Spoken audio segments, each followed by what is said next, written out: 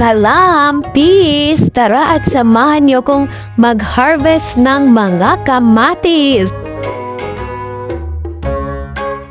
Yung isa lang dapat pero naparami na dahil ang dami nga namang bunga ng kanilang kamatis at ito'y kanilang pinagmamalaki. Nasa Barangay Bugawas Dato din Sinsuat, Maguindanao del Norte nga kami para bisitahin ang isa sa mga project for transformations ng MSU Maguindanao in partnership with OPAPRO or Office of the Presidential Advisor for Peace, Reconciliation and Unity. Ngayon nga ay nakaka-harvest na sila ng iba't ibang klase ng vegetables after the series of trainings given to them.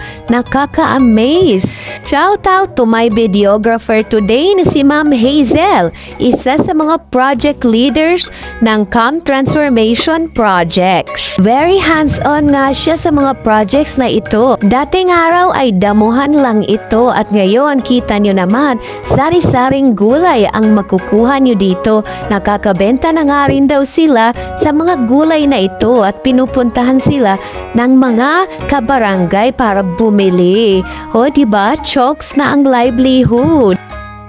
May mga mahahabang talong,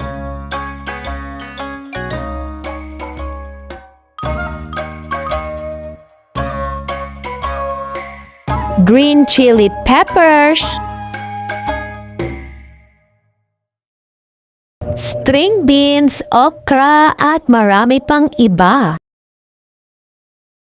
At sa susunod na video, makikilala nyo na kung sino ang mga masisipag na women's group behind this very successful vegetable garden.